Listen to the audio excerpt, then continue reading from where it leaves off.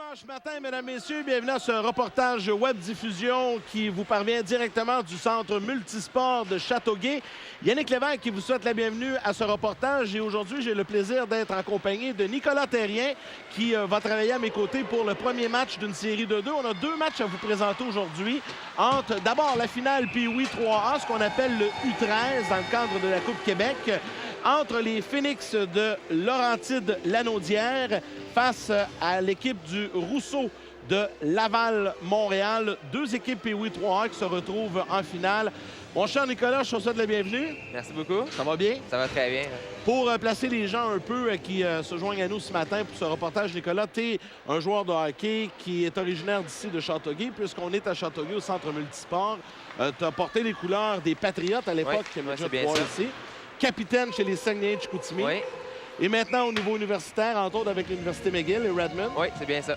Et aujourd'hui, tu as accepté de venir travailler à mes côtés pour donner un petit repos à ton oncle Gaston. Oui, on va donner un petit repos. Ça me fait plaisir souvent de m'impliquer dans le hockey comme ça. C'est des jeunes qui jouent dans une catégorie que j'ai bien aimé jouer. Je pense que c'est le fun parce qu'on voit le talent, on voit les mains des joueurs juste avant qu'ils arrivent au contact. Donc, Et la beauté du Pee-Wee 3A, c'est des joueurs qu'on va retrouver dans la Ligue Midget 3A, possiblement dans 2 ans. Oui, souvent c'est ça. Les meilleurs Pee-Wee 3, normalement, ils devraient aller à leur camp dans 2 ans. Puis, comme on dit, il y en a plusieurs qui vont le faire à 15 ans. Puis sinon, s'ils n'ont pas la chance de le faire à 15 ans, ils vont avoir la chance de le faire à 16 ans. Donc, c'est des prospects, comme on dit. Alors, pour situer les gens, si vous regardez bien le match actuellement avec nous, l'équipe en blanc, c'est l'équipe du Rousseau Royal de la région Laval-Montréal, équipe dirigée par Thierry Blanchette. Et les chandails bleus, c'est le représentant de la région de Laurentide-Lanaudière. Ils portent le nom des Phoenix, évidemment. C'est des alliances avec les équipes Midget 3A, équipe dirigée par Kevin Brodeur. Ce sont des jeunes joueurs de catégorie Pee-Wee, des jeunes joueurs qui, disons, représentent l'élite de leur région. C'est des équipes déjà existantes, des structures déjà existantes qu'on a invitées ici à ce championnat, à cette grande finale. Ça a été un parcours assez long pour eux. Il y avait plusieurs matchs à jouer avant de se rendre comme ça en grande finale. Et aujourd'hui, on les retrouve, ces deux équipes, en finale. C'est 0-0, le match qui vient de débuter. Nous avons aujourd'hui à vous présenter 3 périodes de 15 minutes au niveau Pee-Wee avec une courte interruption entre la première et la deuxième période. Et au deuxième entracte, nous aurons un entracte un peu comme à l'habitude. Et par la suite, la troisième période vous sera présentée. Alors, des joueurs à surveiller, il y en a plusieurs. Nicolas, j'ai envie de te demander les gardiens que l'on retrouve en présence aujourd'hui des deux côtés. D'abord, si on jette un petit coup d'œil du côté de la formation des Phoenix de Laurentide-Lanaudière, qui est devant le filet aujourd'hui? Oui, le jeune Kevin Mandelez va être devant le filet aujourd'hui. On voit qu'il y a une excellente moyenne avec une moyenne de but alloué de 0,67.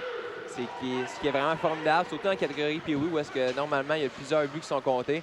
Donc, d'être capable de maintenir une moyenne comme ça, c'est tout bonnement incroyable.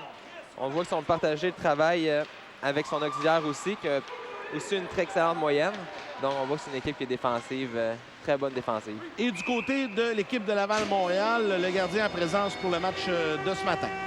Oui, c'est le jeune Alexis Schenk, qui a aussi une excellente moyenne de 2 buts alloués.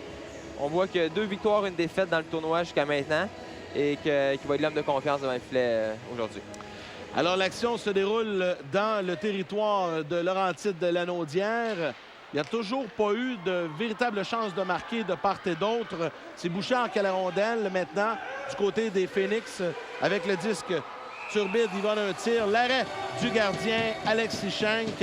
Et je pense que c'était un deuxième tir au but par la formation de Laurentide-Lanaudière.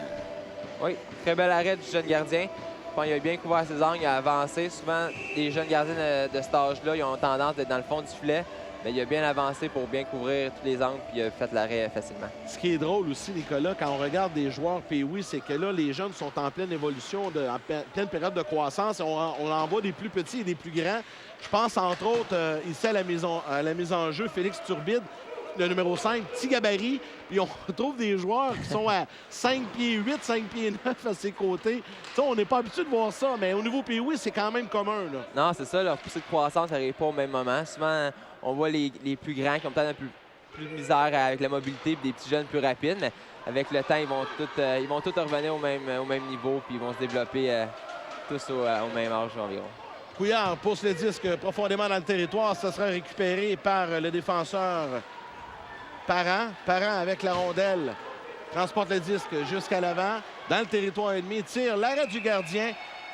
Mandelez qui ne donnera pas de retour. On a vu ici le jeune Parent qui est deuxième compteur de son équipe avec 10 points en seulement 6 matchs. Très bonne vitesse puis très bon lancer aussi. Capable de se développer. Capitaine de son équipe en plus.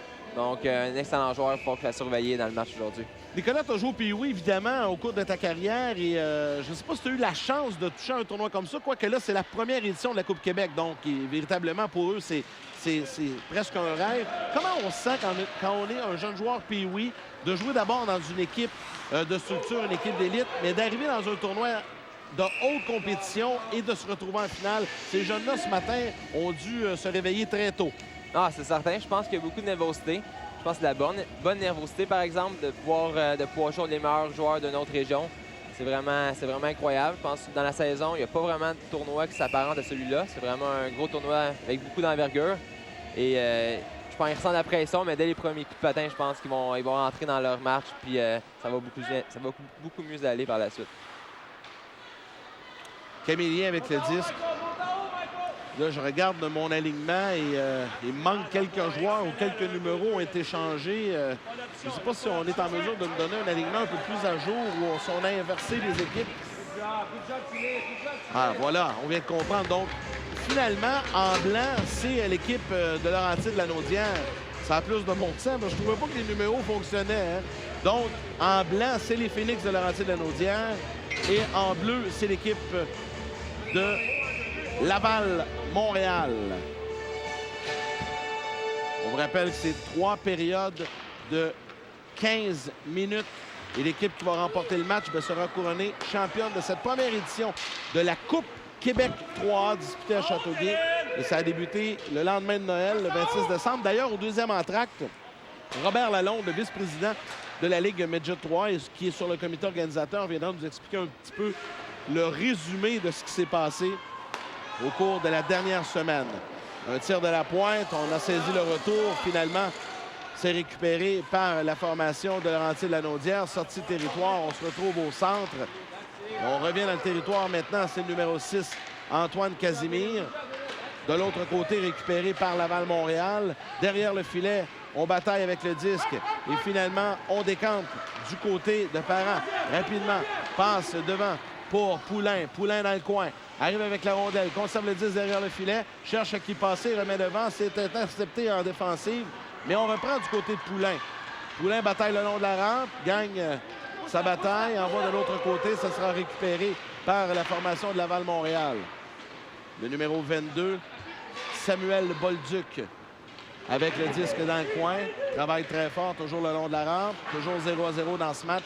Cette finale Pee-Wee AAA, et on vous rappelle qu'à compter de 13h30, on vous présente la finale Midget 3A entre l'équipe de Hockey Québec, les meilleurs 15 ans de la Ligue Midget 3A, qui va affronter l'équipe haute, les Grenadiers de Châteauguay. Ici, on vient de voir les jeunes Poulains et Parents qui jouent ensemble sur le même trio. Je pense que c'est impressionnant de les voir jouer. Les deux, ils ont une bonne stature, ils ont un bon lancer, ils patinent vite. Ça va être des éléments, comme je dis, ça va être vraiment des éléments importants dans ce match-là. Ils ont la chance, ils ont l'opportunité de faire la différence aussi. Bataille dans le coin, c'est récupéré par Caparelli qui sort de son territoire. C'est refoulé à nouveau. C'est Caparelli qui reprend le disque.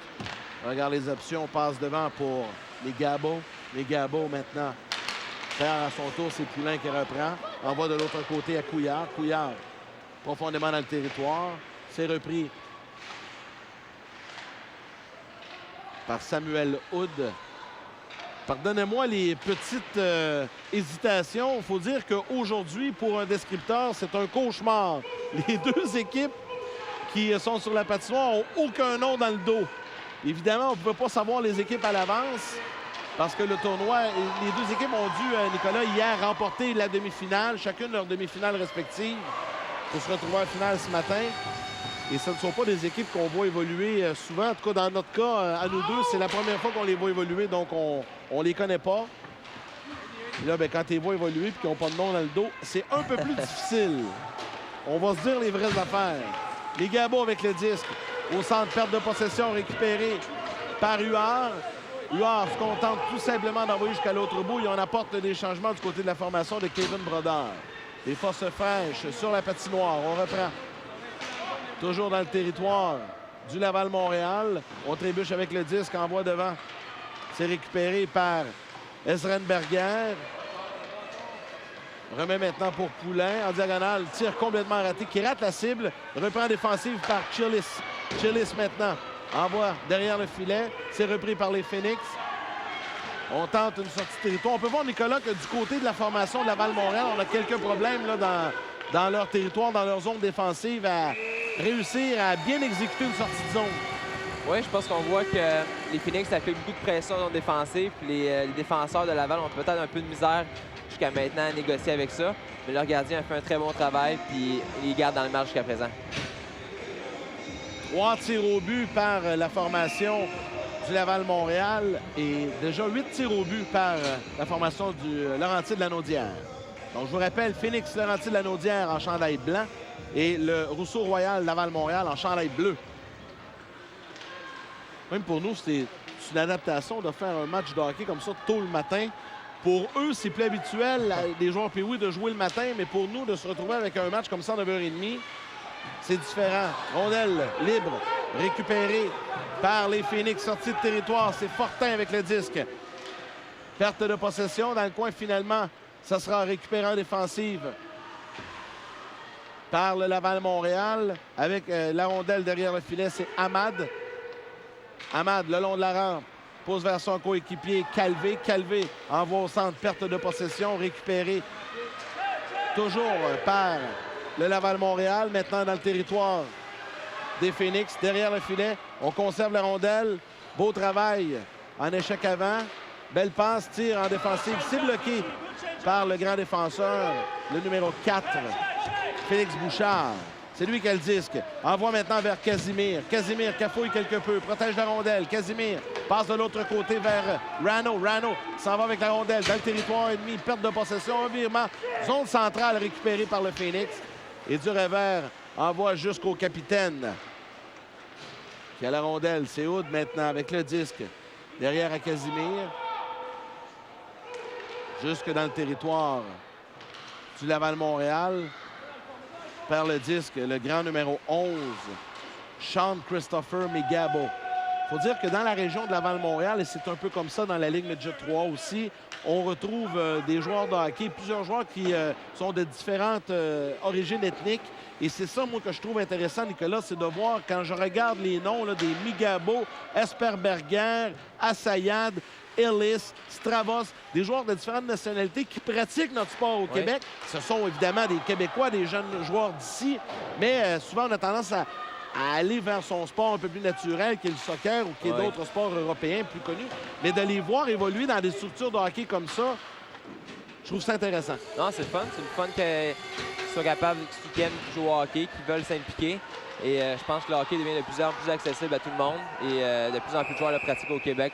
Et surtout de voir, et c'est là-dessus mon commentaire, je voulais porter mon commentaire, de voir une équipe de la région de Laval-Montréal qui, habituellement, depuis quelques années, connaissait un peu plus de difficultés à connaître du succès. Mais là, au niveau Midget 3, ça va très bien. Le Laval-Montréal est en tête. Mais dans le Pee-Wee 3A, de voir que la structure aussi, bien, ils sont en finale aujourd'hui. Non, c'est certain. Je pense qu'il y a quelques années, Midget 3 avait gagné Laval. Tu es allé au championnat canadien là, il y a environ 3-4 ans. Et je pense que ça a peut-être eu des répercussions au niveau inférieur, des catégories ça peut commencer à Tombe, Pee-Wee, Bantam, qui ont peut-être suivi leur exemple, qui ont peut-être implémenté des nouveaux systèmes. Puis on voit le succès de tout ça aujourd'hui. 4,29 à faire à la première période. Première pénalité décernée dans le match à la formation de Laurentides-Lanaudière. Donc, supériorité numérique, Laval-Montréal. C'est 0-0, je vous le rappelle. En défensive avec la rondelle, c'est Philibert. Philibert envoie le long de la rampe, récupère à nouveau vers l'autre défenseur à la ligne bleue. En diagonale, passe devant pour Chillis. Chillis remise devant, perte de possession. Chillis tente de récupérer, trébuche. On rate la sortie de territoire du côté des Phoenix. Voilà que là, ça fonctionne. Dégagement complet jusqu'à l'autre bout. Avec 4 minutes à faire à la première période, toujours 0-0. Supériorité numérique, je vous le rappelle, pour le Laval-Montréal. Première supériorité numérique dans le match de ce matin.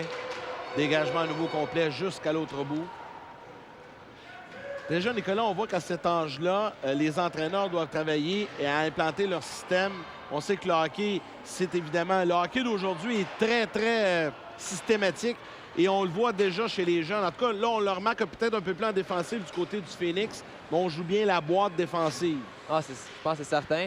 Mais on s'entend aussi que c'est les deux meilleures équipes. Ils ont une très bonne structure. Et ils font les petits détails souvent qu'on ne voit pas à cet âge-là qui font la différence dans un match, comme bloquer des lancers en désavantage ou même des lancers sur réception en avantage numérique, ce qui est très difficile à cet âge-là. Des fois, même les plus vieux sont capables de le faire, mais eux le font avec succès, prennent des bons lancers. Je pense que ça fait juste nous montrer la qualité de leur jeu, la qualité de leur équipe. Bouchard, dégagement complet jusqu'à l'autre bout. 30 secondes à faire à la pénalité au Phoenix. Laval-Montréal qui a obtenu 2 tirs au but au cours de cette supériorité numérique. Un jeune joueur a été blessé, demeure sur la patinoire, va quand même se relever. Nicolas Rano s'en va en retraite au banc. Ça a l'air d'être douloureux. Pendant ce temps-là, un tir bloqué par le gardien Mandelez. Et le jeu va s'arrêter là-dessus avec 13 secondes à faire. 2,42 à la première période. 0-0. Oui, le jeune Rano qui a été blessé en plein milieu de la glace et son équipe s'est retrouvée à court d'un homme pendant une petite période de temps, mais je pense qu'ils ont bien ajusté, ils ont bien fermé le centre, ils ont laissé les lancers de l'extérieur et encore une fois, le gardien a fait un excellent arrêt. On va reprendre à la droite du gardien Kevin Mandelez, gardien de but des Phoenix. Mise en jeu remportée par Laurentide Lanaudière derrière le filet. C'est Couillard avec le disque.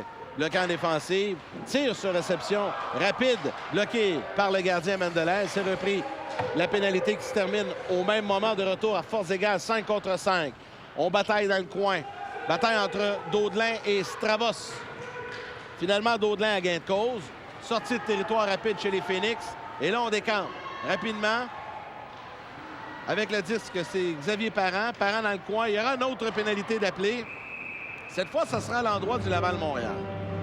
Oui, Phoenix va pouvoir déployer son attaque massive avec des gros joueurs comme Poulain, Parent, Plamondon. Ils sont respectivement 2e, 4e et 5e compteurs du tournoi. Et avec des bons défenseurs, avec des bons lancers, ça va faire... ça doit être une bonne unité offensive. Il faut dire qu'ici, ce matin, on a la chance de travailler dans des conditions presque idéales. Ils nous ont bâti une passerelle pour travailler. La seule chose qui manque, c'est de la chaleur. Non, c'est certain, il fait pas toujours chaud dans un aréna, mais c'est des choses qu'il faut prendre en considération quand on travaille dans ce milieu-là. Ça, hein, on aime ça. Ah, ben oui. Dégagement complet jusqu'à l'autre bout. Donc, on vous rappelle, supériorité numérique pour le Laval-Montréal. La pénalité qui a été décernée au numéro... Là, on me donne le numéro 18. Rafik Ahmad. Oui, c'est ça, c'est lui qui a été chassé pour 2 minutes. Donc, le Phoenix maintenant en attaque à 5. On s'installe dans le territoire du Laval-Montréal. C'est Couillard qui a le disque. Envoie au défenseur. Tir bloqué en défensive par le Laval-Montréal. Malheureusement pour eux, la rondelle n'a pu quitter le territoire et c'est récupéré par les Phoenix. Tir à ras la patinoire bloqué. Oh, attention, ça pourrait être un revirement ici, là. C'est Bouchard avec le disque qui décampe rapidement. Trébuche, finalement, perte de possession. Chez les Phoenix, on reprend. Et on va tenter de relancer l'attaque massive. Avec 1 minute à faire à ce premier tiers. Match qui est âprement disputé. Avec la rondelle maintenant. Parent. Tir de Hood, bloquant défensive. Récupéré par le Laval-Montréal. Et dégagement complet jusqu'à l'autre bout. Ça permet à l'entraîneur du Laval-Montréal, Thierry Blanchette, d'apporter des changements. 30 secondes à la pénalité. À Rafid Ahmad. Chez les Phoenix, on s'avance. Le tir bloquant défensive. C'est un bon tir de Samuel Hood. Maintenant, c'est Smith qui a le disque. Vers Daudelin. C'est récupéré par le Laval-Montréal. Dégagement jusqu'à l'autre bout. Dégagement complété par Chilis, Nicolas Chilis. Et c'est là-dessus que va se terminer cette pénalité et voire même la période puisqu'il reste 5 secondes à écouler. On vous rappelle que durant ce premier entracte, ben, ça sera très bref puisqu'on ne fait pas la patinoire. On va reprendre ces 2 minutes de pause et on reprend immédiatement pour la deuxième période. Nicolas, j'ai envie de te demander, première période, moi, ça faisait longtemps que j'avais pas vu un match Pee-Wee. Ton appréciation de ce premier tiers? Pour être honnête, je pense que je suis vraiment impressionné de la qualité de leur jeu. Comme j'ai dit, ils font les petits détails, les jeunes, ils patinent vite, ils ont un bon système. Je pense qu'on voit les entraîneurs, ils ont fait un bon travail depuis le début de la saison. Ils continuent à travailler en fonction de leur structure. Ils font des passes solides. Des fois, c'est des choses qui marchent juste seulement avec les plus vieux. Je pense que ça a été bien implanté. Le sommaire de la première période. Une présentation du lait. Le lait au chocolat, entraînante source d'énergie pour tous les athlètes.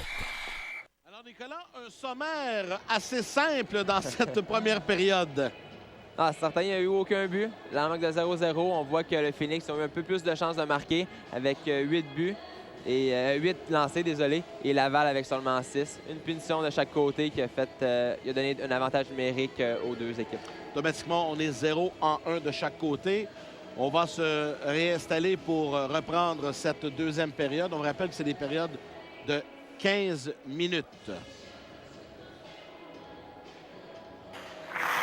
La deuxième période vous est présentée par la Coop. La Coop, la force d'un réseau. Alors, la deuxième période va débuter dans quelques instants. Le temps de remercier nos commanditaires qui rendent possible cette web diffusion. Évidemment, la Coop qui est une partie très prenante, commanditaire principale de ces web diffusions. Merci à la Ligue Midget 3A, tvgo.ca, Reebok également. Et toute l'organisation aussi des Grenadiers de Châteauguay qui font un travail incroyable pour nous accueillir, ainsi que les dirigeants du complexe multisport de Châteauguay ici. Je pense à Stéphane Lépine et toute son équipe pour leur accueil. Alors, la deuxième est en cours. 0-0, on est à 5 contre 5, 8 tirs par la formation des Phoenix et Laval-Montréal. 6 tirs maintenant dans le territoire des Phoenix. Je vous rappelle, Phoenix, Laval, Laurentides-Lanaudière en blanc. Rousseau-Royal de Laval-Montréal en bleu. Sortie de territoire, ça sera récupéré à sa ligne bleue par le numéro 10, Jordan Esrenberger. Envoie, attention, là, on s'avance. Le tir, là, reste un tir du poignet de Migabo et le gardien Mandelez qui effectue l'arrêt. Belle séquence là-dessus, Nicolas. Très bon lancer du jeune joueur. Comme j'ai dit encore auparavant, le jeune gardien s'est très bien avancé pour couvrir l'angle et laisser aucune chance aux joueurs qui avaient pourtant fait un très bon lancer. On va reprendre à la droite de Mandelez. À la mise en jeu, c'est Chilis qui est là pour le Laval-Montréal. Face à Plamondon, remporté par ce dernier. Plamondon envoie derrière, c'est récupéré par le Laval-Montréal. Finalement, ça sera une sortie de territoire du côté des Phoenix. On s'avance maintenant dans le territoire du Laval-Montréal. Bataille le long de la rampe. Le numéro 89, c'est Plamondon qui est là. Le tir devant l'arrêt du gardien. Un tir, là. Nicolas Gagnon qui a vu la rondelle se retrouver sur son bâton au dernier moment. Aurait pu déjouer le gardien là-dessus. Jusqu'à présent, là, on a un bon duel de gardien de but. Ah, c'est certain. Je pense que c'est deux gardiens qui ont des excellentes moyennes. Ils sont capables de garder leur équipe dans le match. Ils avaient joué auparavant, au début du tournoi, les deux équipes contre.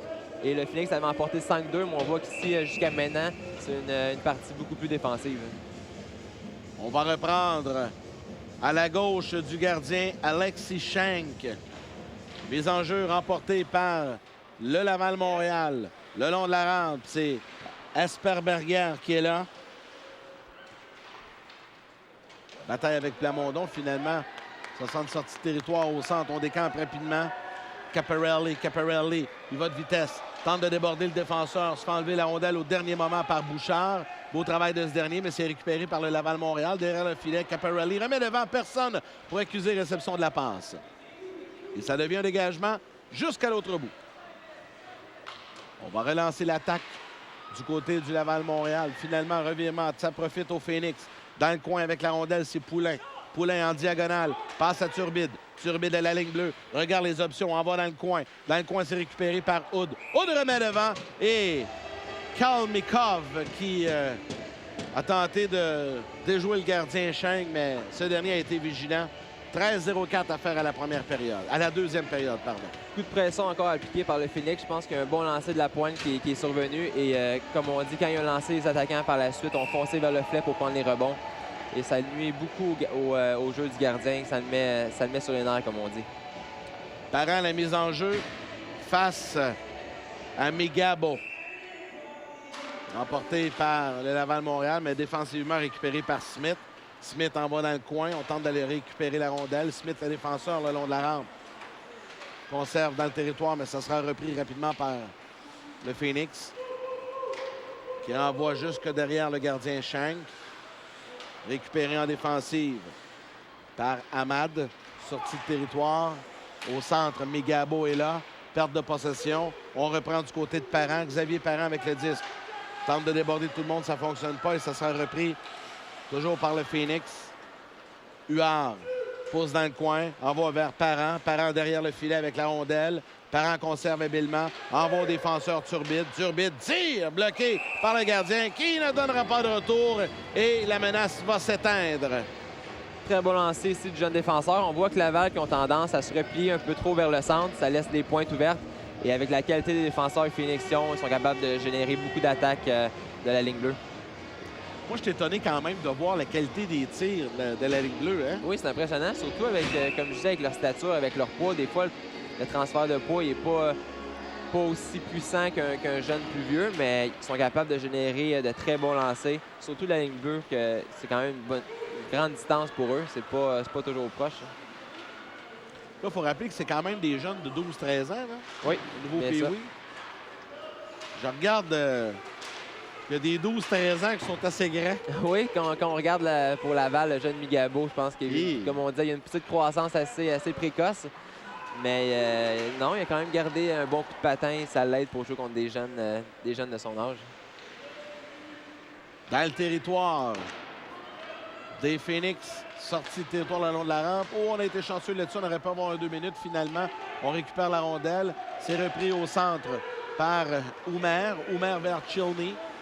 Chilney bloque au centre. C'est récupéré par Oumer. À nouveau vers Cheney.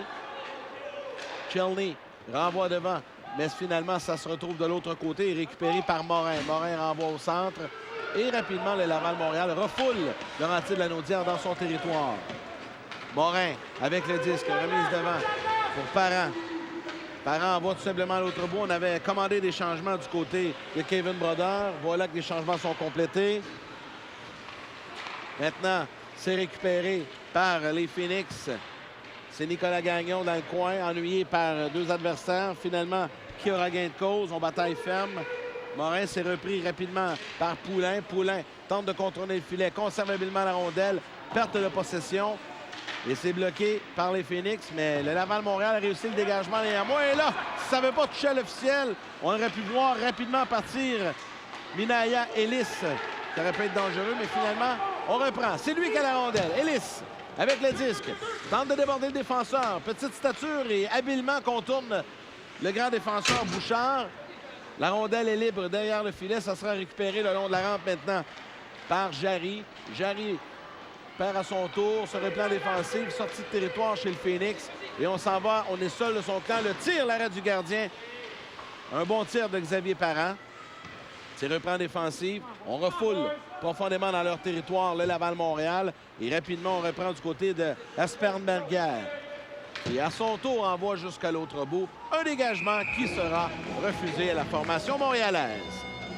Oui, l'équipe de Laval ici a peut-être eu chaud un peu avec l'attaque de Parent et décidé de faire un dégagement au lieu de faire une mauvaise passe qui aurait pu résulter en un but.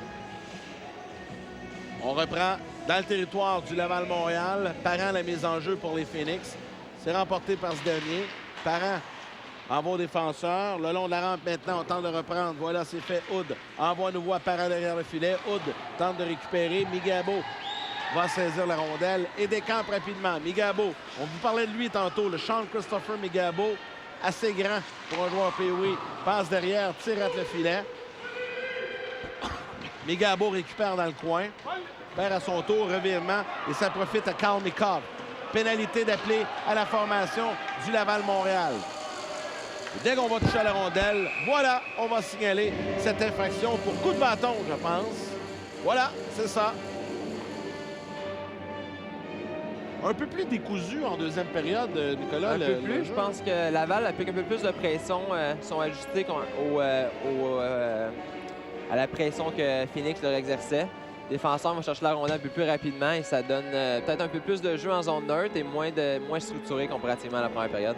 On voit l'intensité. Je ne sais pas si on est en mesure de vous montrer au banc des joueurs du Phoenix de Laurentides-Lanaudière.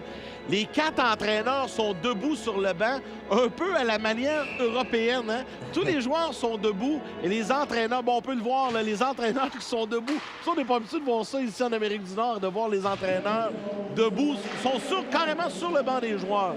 On voit qu'il y a de la nervosité. Hein? Oui, et 4 entraîneurs aussi, c'est quand même assez spécial. Souvent, on en voit 3 un maximum, mais 4, là, je pense, sont dans le match et ils veulent gagner. Ça donne beaucoup d'énergie à leurs joueurs aussi. Des bons bénévoles. Ah oui. Des gens qui mettent beaucoup de temps, beaucoup d'heures, de travail, d'acharnement pour ces jeunes, pour le développement de ces jeunes au hockey. Oh, attention, le tir! Rate le filet, c'est un tir de Plamondon. Ça sera récupéré dans le coin par Poulain à Plamondon. Plamondon revient sur ses pas, envoie pour Poulain dans le coin. Poulain fait dévier plus loin, mais ça sera repris par le Laval-Montréal. Mais l'échec avant du côté du Phoenix. On vous rappelle que c'est supériorité numérique pour Laurentides-Lanaudière. Tir bloqué par le gardien le long de la rampe. On tente d'aller chercher la rondelle. Voilà, beau travail de Daudelin. Et là, le dégagement est complété. Oh, attention, on va tenter de se faufiler. Numéro 7 s'en va avec la rondelle près du gardien. Tire l'arrêt. Et là, de vitesse, quel beau travail de Michael Calvé qui a tenté de déborder les deux défenseurs, mais c'est-à-dire de l'intérieur. Il est passé entre les deux. Oui, quelle force d'accélération de sa part. Il a vu une rondelle libre, il a accéléré, il n'a pas eu peur, même s'il était en désavantage numérique. Donc, ça montre toute sa fougue et son désir d'aller contre un but. Beau travail de ce dernier. 49 secondes à la pénalité au Laval-Montréal. On tente d'écouler des secondes à l'autre bout. On reprend maintenant dans le coin. Du côté des Phoenix, on relance l'attaque. Les Phoenix en blanc, Laval-Montréal en bleu. Devant le filet, rondelle libre. Finalement, ça sera récupéré par Laval-Montréal. Dégagement au centre. Rapidement du côté de Parent, on reprend. On décampe. Très rapide avec la rondelle. Ça avance. On veut remettre devant. Parent toujours avec le disque. Tire. Bloqué en défensive. Récupéré par le Laval-Montréal. Et complète le dégagement jusqu'à l'autre bout. Avec 10 secondes à faire à la pénalité. On vous le rappelle. Du côté du Phoenix.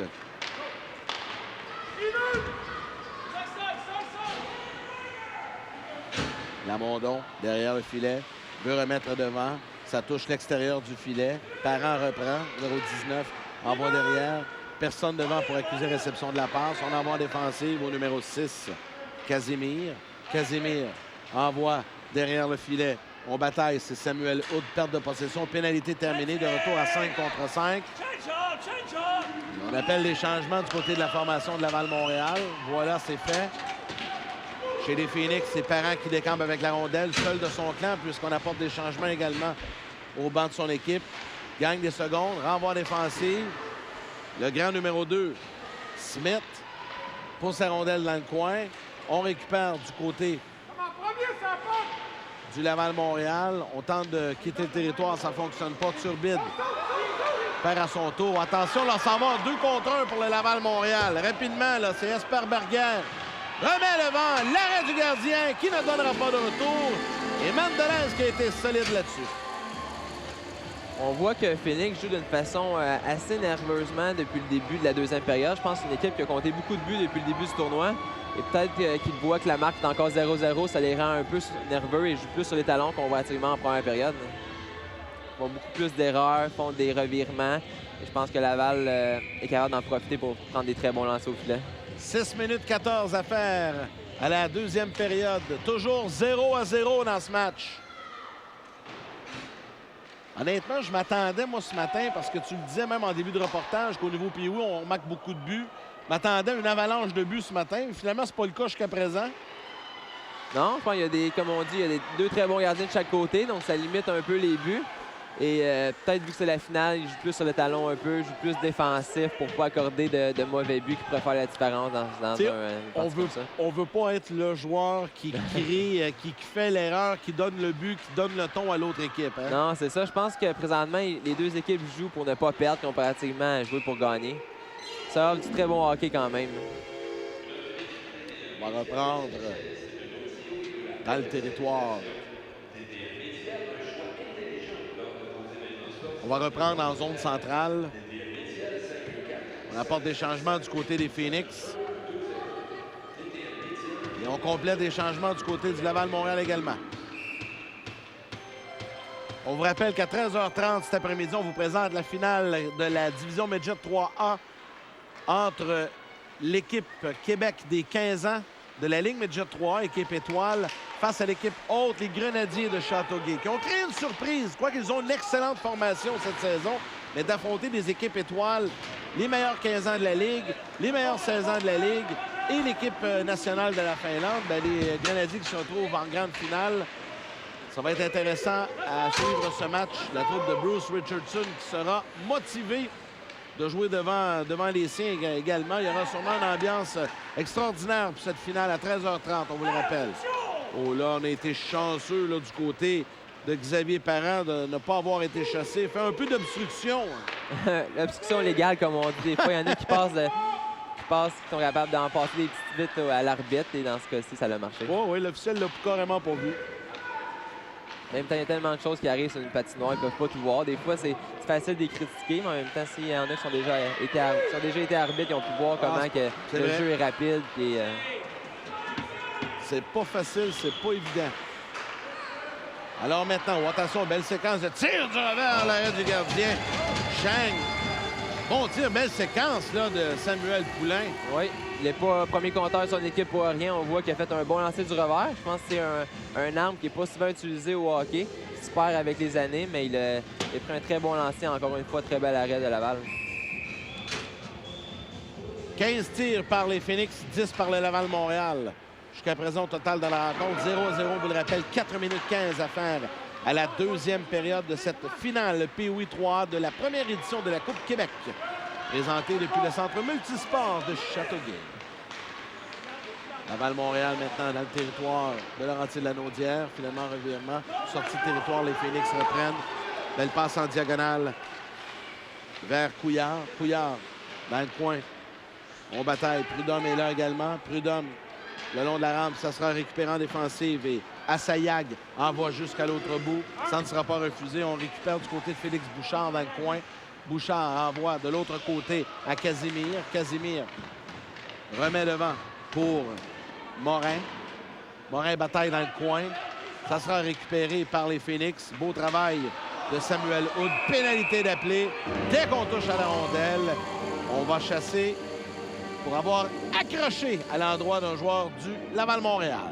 Oui, la punition qui a été causée par l'acharnement du jeune Samuel Hood. Il a travaillé pour se débarrasser de l'adversaire et il n'y a pas eu d'autre choix le joueur de Laval de l'accrocher pour pas qu'il parte avec la rondelle et ait une très bonne chance de compter.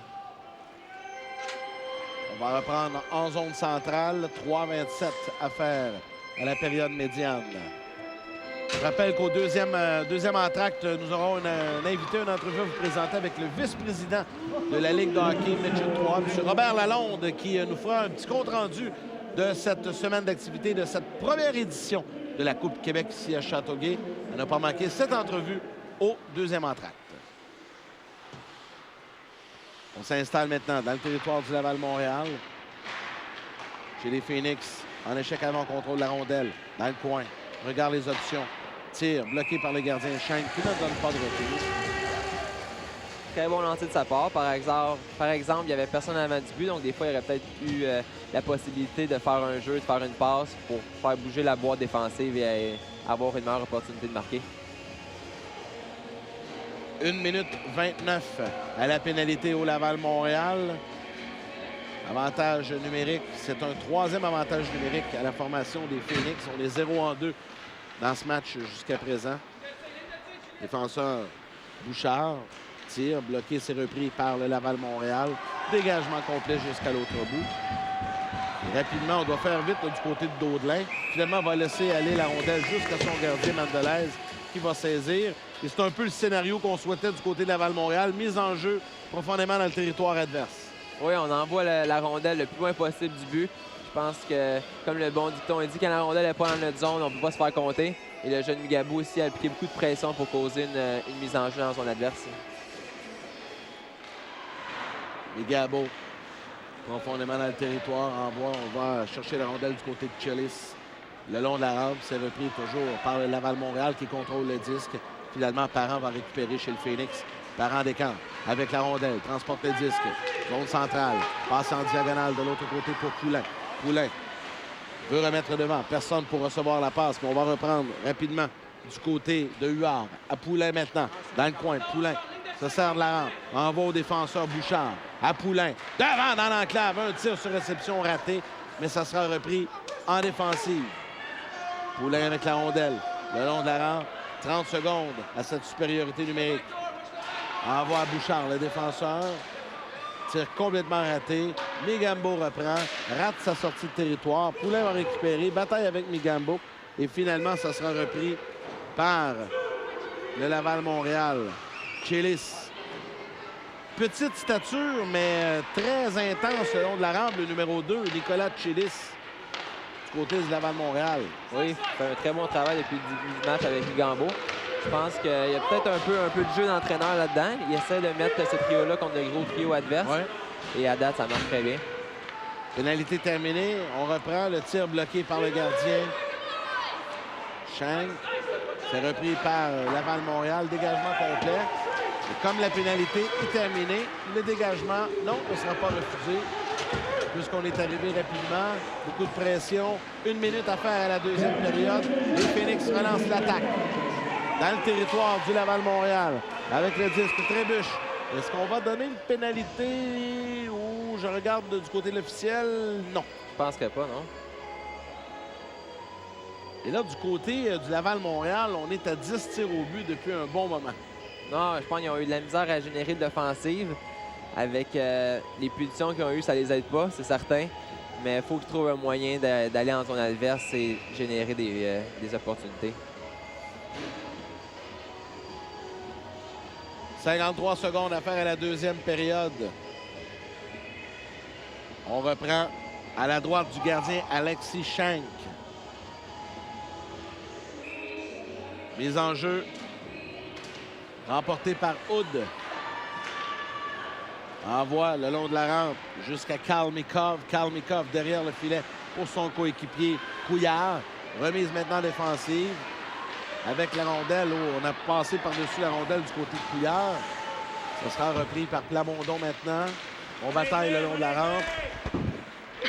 Pardon.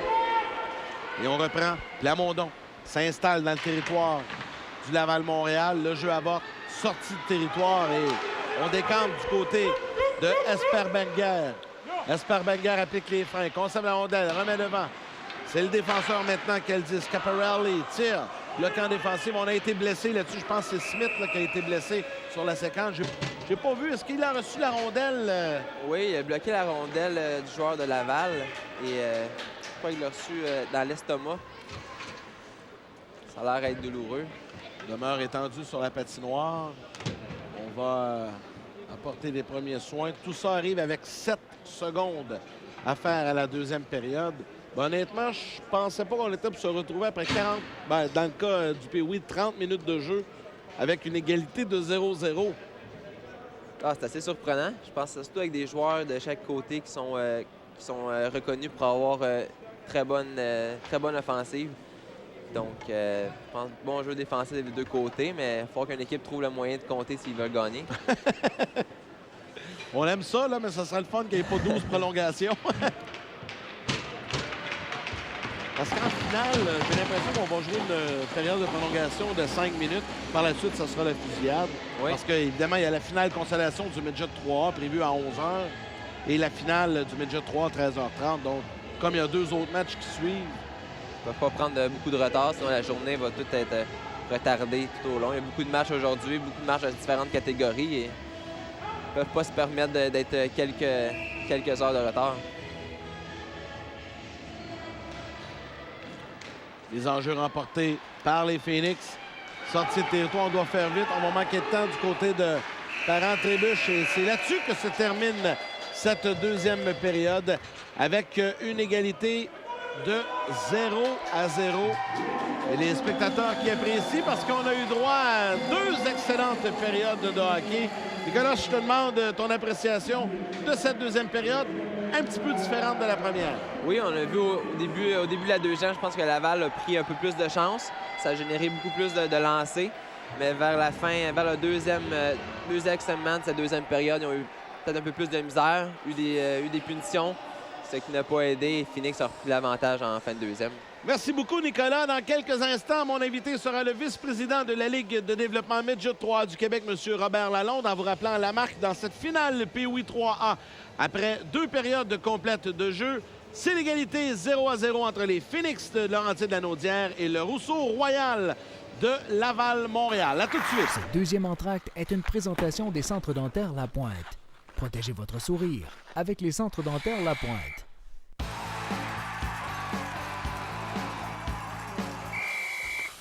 J'ai maintenant le plaisir d'être accompagné du vice-président de la Ligue de hockey Midget 3 du Québec, Robert Lalonde. Salut, Robert. Salut. Ça va bien? Bien, merci, toi? Oui, Robert, d'abord, avant de parler de la semaine de la Coupe Québec, j'aimerais qu'on parle un petit peu de toi. Depuis 2 ans, tu occupes le poste de vice-président de la Ligue, mais ça fait longtemps que tu es impliqué avec Georges au niveau de la Ligue, mais également, tu as déjà été impliqué au niveau d'une équipe. Effectivement, et même j'ai été impliqué à la deuxième saison de la Ligue comme assistant-entraîneur des défunts Canotiers du Richelieu, qui sont maintenant les Riverains. Et j'avais toujours suivi la Ligue, même si j'avais un petit peu délaissé le hockey. Et quand il y a eu l'expansion de la Ligue en 2005, j'ai, avec d'autres actionnaires, fondé les Vikings des Laurentides à l'époque, qui sont maintenant les Vikings de Saint-Eustache. Après 3 saisons, j'ai quitté et la Ligue m'a recruté. Depuis ce temps-là, je fais partie de la Ligue. Une question bien simple, parce qu'on connaît tous les deux assez bien le président Gaston Therrien. Quand on est vice-président, donc on est un peu l'adjoint de Gaston, qu'est-ce que tu as à accomplir au niveau de la Ligue là, de façon tangible? De façon tangible, je suis un peu, avec Georges Marien, je donne un gros coup de main à Georges au niveau des événements et au niveau, là, comme ici, la semaine, le tournoi de golf, le challenge, Reebok à l'ancienne Lorette, le brunch des champions. Je représente la Ligue aussi dans des événements lorsque Gaston ne peut pas, parce qu'on connaît l'horaire de Gaston qui est vraiment occupé.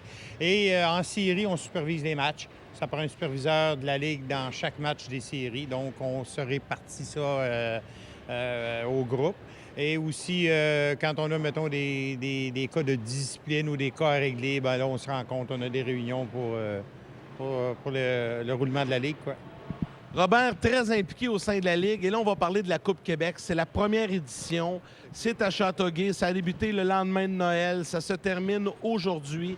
Ça a été une grosse semaine pour cette première édition. J'aimerais ça qu'on parle un petit peu de la compétition en général. Si on jette un coup d'œil d'abord au niveau POI. Aujourd'hui, on fait la finale POI 3A. Comment ça s'est passé cette semaine?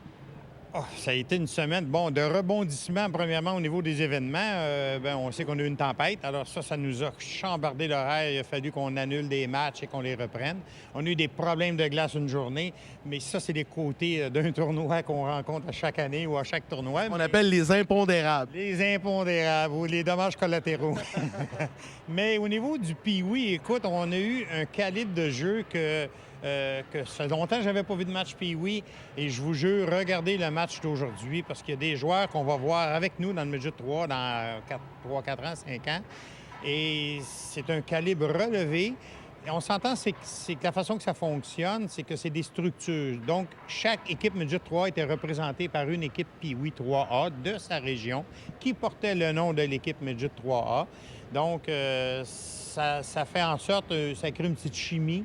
Et pour nous, c'est intéressant de montrer notre produit aux parents POI qui vont nous arriver dans 2-3 ans. J'imagine que pour les jeunes aussi, de porter les couleurs ou le nom de leur équipe Midget 3, c'est une belle fierté aussi. C'est comme je fais un petit comparatif avec le tournoi Pee-Wee à Québec. C'est un peu ça qu'ils font dans la classe internationale. Ils représentent une équipe de la Ligue nationale ou une équipe de leur région. Et là, c'est un peu la même chose que vous avez reproduit ici. Exactement. Là, les jeunes portent fièrement, comme tu dis, le logo de l'équipe sur leur chandail. Et moi, ce que j'ai aimé cette semaine, c'est que on a quand même 3 équipes midget 3 de notre ligue réparties là, en étoiles ou les grenadiers. C'est de voir les 15 ans et les 16 ans aller voir ces petits bonhommes-là parce qu'ils connaissent peut-être, ils viennent de sa région. Et c'est d'aller les voir avant les matchs, d'aller leur donner une tape sur le casque et de regarder leur match sur le bord de la bande. Et ces petits gars-là, c'était pour eux autres une fierté de voir que le grand frère ou le grand midget 3A s'intéresse à lui. Donc, ça a été très, très, très apprécié des jeunes au-delà de ça. Et là, si on parle au niveau midget 3A, il y avait dans le tournoi pour cette première édition 4 équipes. J'aimerais ça que tu nous expliques un peu la composition des équipes. On sait qu'on avait de la belle visite de la Finlande également. Oui, effectivement. L'équipe de la Finlande, là, qui est une belle équipe, là, qui est un beau... on s'entend, c'est une équipe nationale. Hein? Donc, c'est les U16, c'est les meilleurs 15 ans qui devraient être théoriquement l'an prochain au championnat du monde des moins de 17 ans. De notre côté, on avait les Grenadiers, l'équipe haute qui jouait dans le tournoi. On avait une équipe formée des étoiles de la Ligue Midget 3A, des 15 ans, les 16 ans qui n'avaient pas été repêchés principalement. Et on avait aussi une équipe formée de Hockey Québec, les U16 de Hockey Québec, qui était ici dirigée par Dave Thériault, l'entraîneur des Vikings. Donc, c'était nos 4 équipes qui faisaient partie là, du challenge, de la Coupe Québec. Et avant que ça commence, tous les experts s'entendaient pour dire qu'on devait retrouver en finale l'équipe de la Ligue Midget 3, l'équipe étoile, et l'équipe de la Finlande. Mais là, grande surprise, c'est pas ça du tout qui est arrivé. Pourtant, ça s'enlignait vers ça, même aux demi-finales. Mais le hockey étant le hockey, ça se joue sur la glace. Hier, 2 surprises en demi-finale et on retrouve les 2 négligés en finale. Exactement. C'est que, bon, la Finlande... Leurs 2 premiers matchs, ils ont gagné par un but. Un dans un filet désert, 4-2, je crois. Mais le premier, 2-1, bon, on se disait, ils vont s'ajuster. Et leur premier match, c'était joué sur la glace olympique. Donc, il était un petit peu avantagé par rapport à nous. Mais il avait quand même seulement gagné par un but. Hier, l'équipe Québec, je sais pas, c'est une surprise, mais l'intensité était là. Et puis, comme tu as dit, ça joue sur la glace. Et les Grenadiers, hier, par contre, on voulait gagner. Ils ne voulaient pas avoir honte chez eux, là, ou je sais pas quoi. Mais les Grenadiers ont causé pas une surprise. Ils sont quand même une très bonne équipe de la Ligue. Ils ont beaucoup de blessés. Ils ont des gars qui sont partis au junior majeur. Donc, ils jouent avec des joueurs réservistes. Mais ils ont joué un match, là. Écoute, les Finlandais les avaient dans le visage tout le temps. Et puis, ça a donné le résultat qu'on connaît. Bien, c'est tout en l'honneur des Grenadiers. Je pense à Bruce Richardson et toute son équipe de se retrouver comme ça en finale. Là, il y aura une ambiance survoltée cet après-midi pour la finale Midget 3. Ça va être le fun.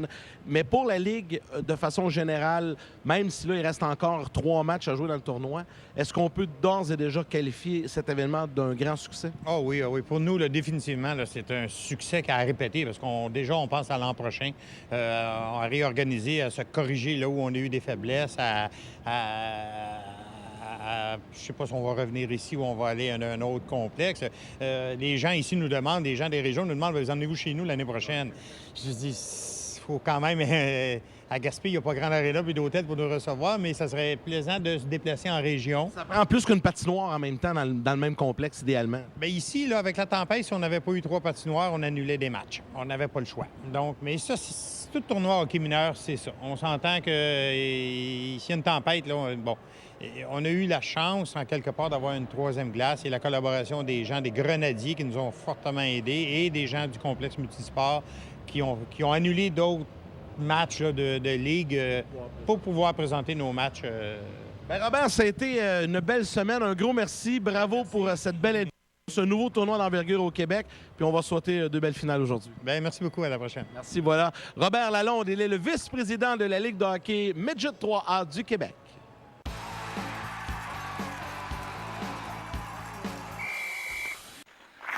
Le sommaire de la 2e période. Une présentation du lait.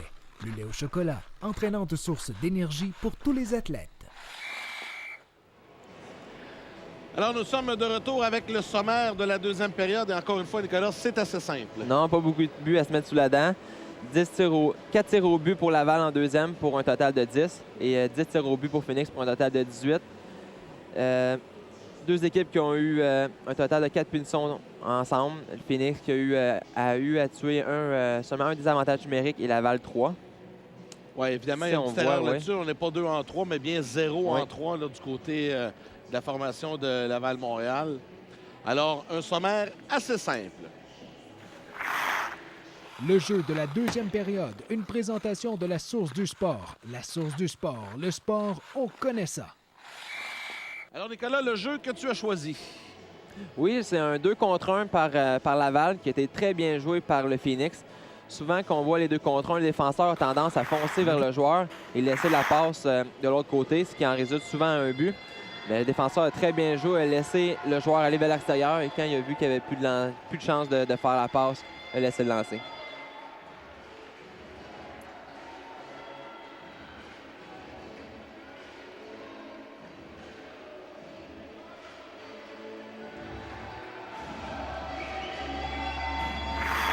Cette troisième période vous est présentée par la Coop. La Coop, la force d'un réseau. OK. Excuse-moi. Et tout est en place pour la troisième période. Et là, ben, quand on dit que tout va se jouer là, c'est pas mal ça qui va arriver, mon cher Nicolas. Oui, le tournoi va jouer pour la dernière période. L'équipe va être capable de marquer le plus de buts, va gagner. Et je pense qu'il va falloir qu'ils commencent à prendre un peu plus de chance. Les deux équipes jouent sur les talons un petit peu. Et je pense que ça va être une très bonne période avec beaucoup d'intensité. Il va falloir ouvrir le jeu d'un côté comme de l'autre. Ah, c'est certain. Je pense que Phoenix ont des très bons joueurs. Ont peut-être été un peu trop individuels depuis le début du match. Il va falloir qu'ils jouent plus avec leurs coéquipiers. Laval, quant à eux, sont bien défendus. Il va falloir qu'ils prennent un peu plus de chance eux pour avoir plus d'opportunités de marquer. Alors, l'action reprend dans cette troisième période, cette finale de classe Pee-Wee AAA de la Coupe Québec présentée à Châteauguay. 0-0, je vous le rappelle. Et pour les gens qui viennent de se joindre à nous, ben, je vous rappelle que l'équipe en blanc, ce sont la région de Laurentides-la-Naudière, les Phoenix. Et l'équipe en bleu, région de Laval-Montréal, le Rousseau-Royal. Et c'est 0-0. 14 minutes 30 à faire à la troisième période. Rapidement, c'est Plamondon. Plamondon perd la rondelle, récupérée par le Laval-Montréal. C'est Assayag. Assayag pousse devant lui, va chercher dans le coin. Assayag remise devant, tire jusqu'au gardien. Ça a été dévié par Calvé. Bel arrêt du gardien Mandelez qui donne la rondelle rapidement à son défenseur et on relance l'attaque. C'est Plamondon. Tire jusqu'à l'autre bout. Arrêté par Schenk. On apporte des changements. Très rapide là, du côté des changements chez le Phoenix. Kevin Brodeur qui envoie des petits chiffres de 30 secondes et apporte des changements. On reprend en zone centrale. Du côté de Laval-Montréal. Minaya Ellis s'en va dans le coin, récupéré par Esperberger. Esperberger perd à son tour. Beau travail des Ellis, néanmoins. Renvoi et ça permet au défenseur de reprendre la rondelle. Philibert jusqu'à son coéquipier Cellini. Cellini qui est envoyé dans le coin. Cellini va chercher la rondelle. Reprend possession du disque. Perd à son tour. Et ça devient un dégagement jusqu'à l'autre bout. Ce sera récupéré par la formation de Laval-Montréal. Défensivement, bloqué par Smith. Smith laisse pour son coéquipier. On relance l'attaque rapide là, du côté de Parent. Parent, toujours avec la rondelle dans le coin, en va derrière le filet. Remise maintenant à son coéquipier qui cherche à qui passer. Pas beaucoup d'ouverture. Et là, ça permet au Laval-Montréal de décamper rapidement. Contre-attaque. Et on s'en va. C'est Minaya Ellis avec le disque. Remet devant. C'est récupéré par Parent. Parent avec la rondelle. Le capitaine laisse derrière. Sortie de territoire. Et on se retrouve en zone centrale. Revirement nouveau. Mégambo tente d'aller chercher la rondelle. J'ai l'impression que du côté du Laval-Montréal, Nicolas, on fait juste attendre l'ouverture. Oui, ils ont l'air à se défendre plus qu'autre chose. Je pense qu'ils ont peut-être un peu peur de la force de frappe du Phoenix. Mais comme on l'a dit, il faut qu'ils trouvent le moyen de prendre plus de lancers pour compter plus de buts. Parce que maintenant, à 0, ils ne gagneront pas beaucoup de matchs. Hein. Non, ça, c'est certain. Mais il y a eu une belle petite occasion là, qui s'est présentée au Phoenix. On a bien joué défensivement, bloqué le tir. Et la rondelle est dans le coin. On bataille toujours du côté des Phoenix. Avec la rondelle, c'est Parent qui est là, ennuyé par le défenseur Calvé. Finalement, Mégambeau est là également. On va reprendre du côté du Laval-Montréal, sortie de territoire. Mégambeau envoie au centre. Attention, le Ellis avec le disque. Ça avance. Le tir dévié devant. Oh, belle séquence, belle manœuvre de Stravos. On a été vigilant du côté de Mandelaise. Récupéré par le Phoenix. Derrière, le filet avec la rondelle. On décante rapidement du côté de Morin. Envoie en diagonale jusqu'à Huard. Huard dans le territoire du Laval-Montréal. Tiré avec la mitaine. Facilement du côté de Schenk. Saisi ne donnera pas de retour. Oui, le jeune Schenk a l'air très, très confiant dans son filet. N'est pas nerveux du tout. Je pense qu'il a vu le lancer. Il n'a même pas eu besoin de se mettre sur ses genoux. Il a sûrement fait l'arrêt avec sa mitaine. Je pense qu'il est important, un petit fait à noter. Je pense que c'est deux équipes qui auraient pu jouer pour la même région auparavant. Parce que je pense qu'il y a quelques années, ils étaient regroupés avec les Régents de Laval, Laurentides, de la Naudière, les 3L, comme on dit. Exactement. Bonne observation. Avec l'arrivée des Phoenix, je pense qu'ils ont eu à séparer cette région-là. Mais je pense que c'était une bonne chose parce que le fait de regrouper Laval et Montréal ensemble, ça a donné un peu plus de bassin à l'équipe de Montréal qui connaissait des difficultés à l'époque du Canadien de Montréal-Bourassa dans la Ligue Midget 3A. Bien là, de se retrouver Laval-Montréal, en augmentant le bassin, bien, tu augmentes les talents aussi. Ah, c'est certain. Je pense aussi avec les Prédateurs. Je me rappelle dans mon temps, ça s'appelait les Prédateurs de Montréal. C'est vrai. Et c'était pas toujours des bonnes équipes, mais en les jumelant à Laval, comme tu viens de dire, ça les a aidés beaucoup. Et du côté du Phoenix, la recette fonctionne aussi. L'an passé, ils se sont retrouvés à la Coupe TELUS. On a perdu en grande finale. Donc, ça a été l'équipe de Paulin-Bordelot qui a connu beaucoup de succès au niveau Midget 3A. Oui, il y avait beaucoup de bons joueurs. Je pense qu'on peut se rappeler le jeune Odette qui était choisi premier au total. Par le Phoenix de Sherbrooke. Oui. Il y a aussi le Gauthier, un jeune joueur qui joue pour Rimouski présentement, qui va sûrement se faire repêcher avec nationale. Donc, ils sont capables de développer des bons joueurs. Je pense que ça, ils l'ont prouvé au cours des dernières années. Pendant ce temps-là, au niveau POI 3A, avec 10 minutes à faire à la troisième période, c'est l'égalité et l'impasse qui persistent. C'est toujours 0-0. On ne perdra pas notre voix en décriant des buts ce matin. Non, c'est certain. On est libre, récupéré. Du revers, un bel arrêt de la jambière au dernier moment du gardien Mandelaise. Beau travail de ce dernier. Un tir qui venait de nulle part de Esperberger. C'est lui qui a la rondelle. Pas beaucoup de buts, mais je pense que c'est vraiment important de le mentionner. Les deux gardiens font un excellent travail jusqu'à maintenant. Les deux sont très confiants et ils font passer des lancers dangereux comme des lancers de routine. Puis ça inspire beaucoup de confiance à leur équipe respective. En tout cas, là, on vient de voir l'arrêt du match jusqu'à présent. C'est certain. C'est certain, surtout avec environ un peu moins de 10 minutes à jouer en troisième. Ça aurait pu être le but vainqueur. Les très gros arrêts de sa part. On reprend à la droite du gardien Mandelaise. Dans le territoire des Phoenix, on va chasser de la mise en jeu. Le numéro 3, Ritchie. Finalement, c'est gagné par le Phoenix. Parent avec le disque. Envoie à Kalmikov. Kalmikov pousse plus loin. Mégambeau va reprendre. On bataille maintenant en zone centrale. Avec la rondelle, Kalmikov envoie son coéquipier. Rapidement, c'est Poulain. Poulain dans le coin. À Kalmikov. Kalmikov. Perte de possession, revirement. Laval-Montréal relance l'attaque. Mégambeau s'en va, n'a plus maîtrisé. Et ça devient un revirement. Et ça va profiter à Poulain. Poulain s'avance. Derrière le gardien. Remise devant, rondelle libre.